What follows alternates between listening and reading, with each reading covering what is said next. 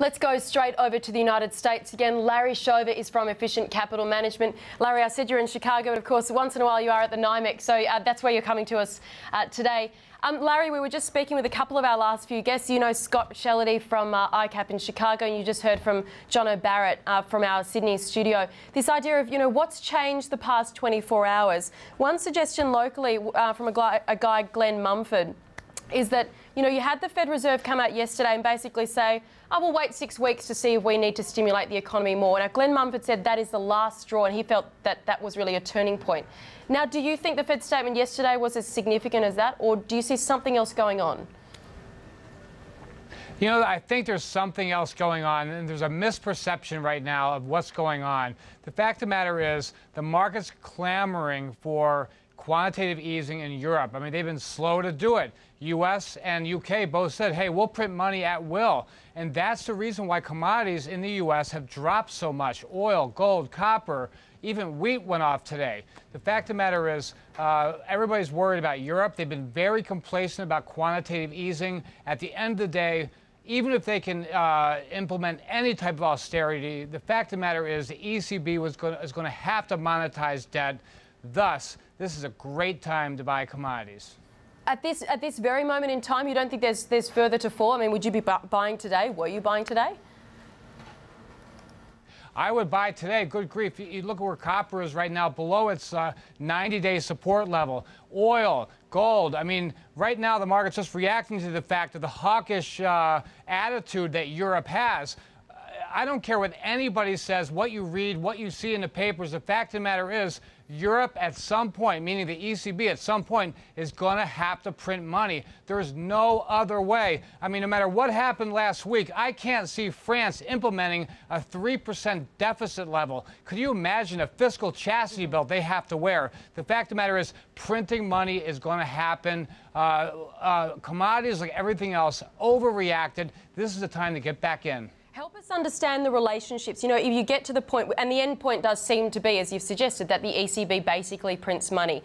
That would put pressure on the euro. Wouldn't that lift the US dollar? And therefore, is that where you get the commodity prices falling off? You're suggesting they rally. So how do all of those kind of relationships play out? Because, in my mind, you have to have a weaker dollar to have that really nice rally in commodities.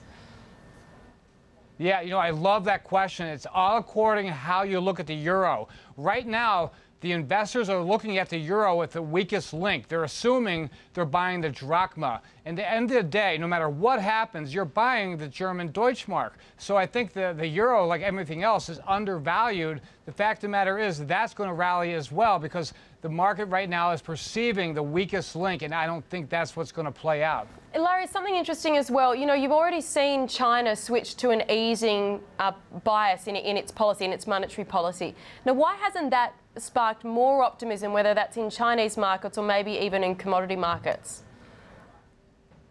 Yeah, the Chinese market just in the last week has really scared me. I think of industrial production numbers, CPI, the export figures.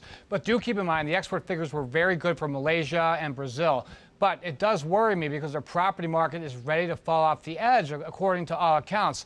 But what they've done in the past is gone internal and have developed economic policy and stopped worrying about inflation. I could easily see the reserve requirement rate dropping by 150 basis points, even in the next 2 or 3 months. They're going to get, stimulating the economy again. I think all roads point to the fact that no matter how dark it seems in China, they will figure out a way to export and to import, and that's good for commodity prices over the long haul. How quickly are you expecting that easing policy to be playing out? I know we've already seen the start of it, but today we get a flash PMI. I guess the first option is to cut that reserve requirement ratio again. I mean, do we see that this week?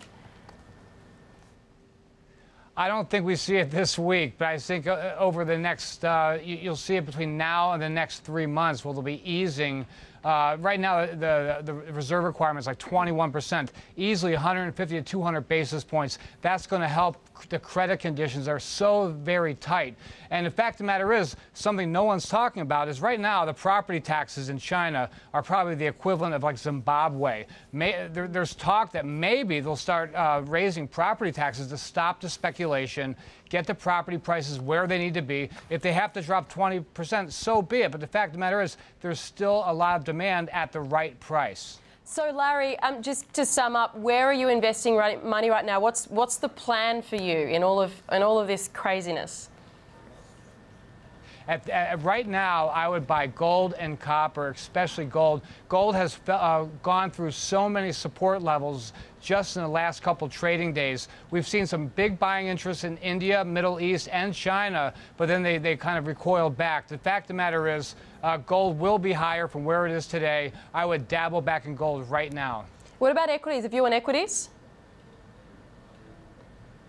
I am underweight in equities. I have zero weight in euro equities. But the fact of the matter is, I need to see some growth. Growth does a lot of things, but when there's no growth, there's no use buying any kind of equity unless it's extremely cheap. And I still don't think euro equities are cheap enough. So I'm underweight in U.S. equities. Other than that, I like commodities. That is very enlightening. Thank you very much, Larry. Great to see you from the NYMEX. We'll catch you from Chicago again soon. Thank you. That's Larry Shover from Efficient Capital Management.